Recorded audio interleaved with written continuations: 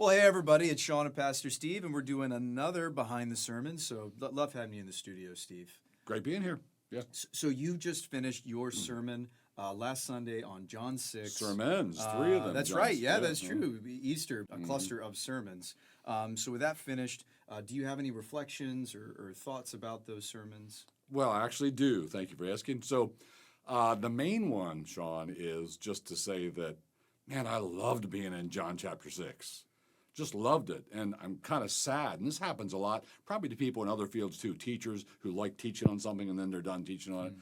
I just wish we could stay in John 6 for a long time. Like if we could pour a big hot tub full of John 6 and all just sitting there and soak a while, I would really love that. 3 messages went by way too fast. But we're eager to get to John 10 and then Deuteronomy, so it's okay. So that's one thing. Another thing is that the thing came up in the sermon where Jesus loses his crowd. He actually drives them away. He offends them, he confuses them, and he had 20,000 people yesterday across the sea. Today he's got guesstimation, 400 to 800 people in the synagogue in Capernaum, and many of them turn back and follow him no more. And by the time we get to chapter 10 next week, we're going to see there's a bunch of those people then say, he has a demon and he's insane. Right. So Jesus loses his crowd.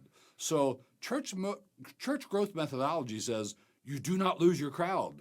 What you do is you hoist that moist finger aloft. Which way are the prevailing winds blowing? What would they like? Culture, and yeah. you give it to them. You take your clipboard and you interview and you do statistical analysis. And here's what 90% of them said they want a church to be. So we'll give it to them.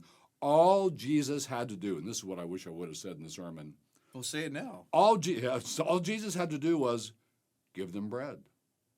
He could have grown his crowd. He could have kept them all. They would have brought all their friends next week. Hey, this man has bread, and the place would have been jamming next week.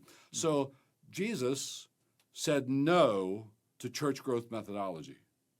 Jesus said, no, I'm not giving them what they want. They're here for the wrong reasons. They've just got carnal appetites. They need to be here for me. They're not at all here for me. And he actually made things hard for them. They said, that's a hard saying. Who can understand that? And he kind of drove them away. So instead of a church growth program, Jesus seemed to have a church shrink program. Yeah. Like, let's shrink it down, let's size it down until I'm left with the real followers, the people who really have hearts for me. So I wish I'd spent some more time doing that, talking about that. Finally, I just loved in that passage how we see the sovereignty of God in human salvation, and I wish I could have brought that out more as well. But all right, that was it. All right, yeah, we're out of time, but Steve, love having you here, and we're going to talk more on Thursday, so I'll see you, Steve. Thanks, Sean. You're welcome.